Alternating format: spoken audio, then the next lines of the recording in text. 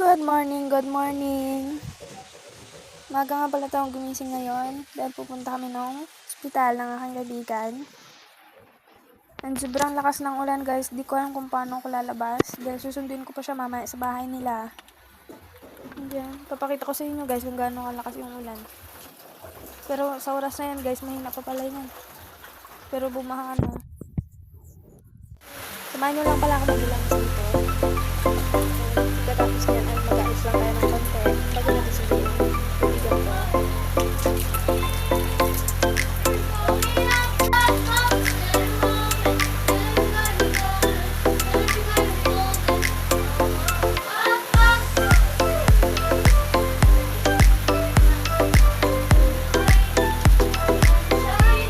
Sasabon nga lang na pala tayo ng mukha dyan mga kapatid.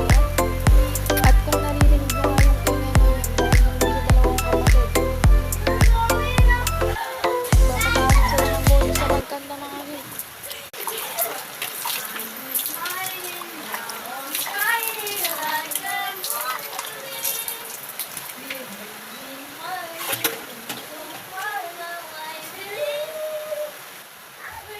Ayun, tapos na tayo mag-lunch dito. Didiretso na ulit tayo pabalik sa kwarto.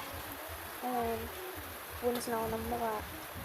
Hindi talaga ako naglalagay ng kung ano-ano sa mukha ko guys. Bulbo lang. As in, bulbo lang. Tsaka lip tint. Ganun lang. Tapos nagmamaskara na lang ako. Nagka-curls. Ganun lang. Wala akong arte-arte sa mukha talaga. At kung mapapansin nyo nga dyan guys, yung sa baba ng mata ko, yung bilog. Tigyawat yan guys dahil sa puyat. Puyat dahil sa sobrang daming iniisip na problema. Grabe. Ang hirang pa nga ako ng tali ng buhok din sa kapatid ko dahil halos lahat ng gamit ko tayo nasa kanila na.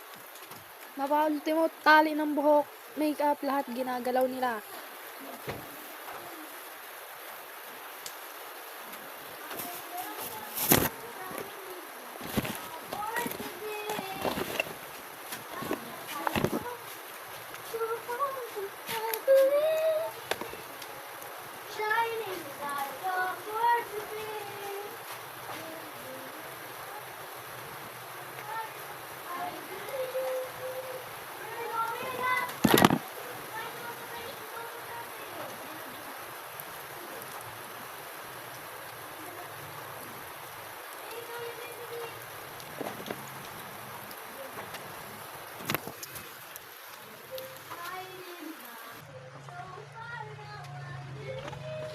Okay na naman.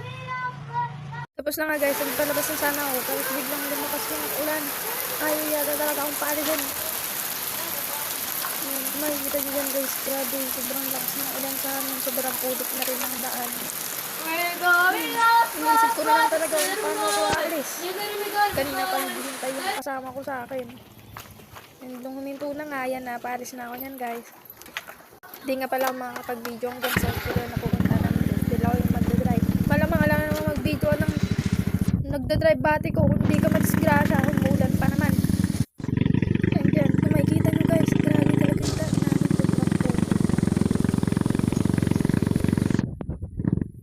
Sobrang putik talaga sa amin. Buti na lang guys, may nagkukay ng lupa dyan. Kaya hindi ko bumabaw yung tubig na dinaanan ko dyan. Dahil sobrang lalim talaga yan. And papunta na nga ako sa kanila. Dito kasi sa amin guys, kahit kunting pag-uwan lang. Ewan ko ba kung bakit sobrang lalim kaagad ng tubig. Buti na lang guys, may tubig yung ulan dito. And dyan, dito na nga pala ako sa kanila guys. Alam ko talaga guys, kasi sobrang putik din sa daan nila. Dayan na, agad na rin pala kami nakarating sa ospital guys. And hindi talaga ako nag-video hanggang sa nakaabot na kami dyan. Kasi, syempre highway yun, kailangan magbibideo ako bang nagdadrive, diba? Hanggang dyan lang nga pala yung video namin na yun guys. Kasi, bawal talagang mag-video or picture sa ospital na yan. Pinuntahan nga lang namin yung laging tumutulong sa amin. Maraming salamat nga pala sa'yo kuya. Dahil kung hindi dahil sa'yo, ay, nako, hirap na hirap kami. Nagpupunas pa Kaya siya thank you sa'yo kuya. Papunta na kami dyan. And yun lang muna guys. Thank you for watching.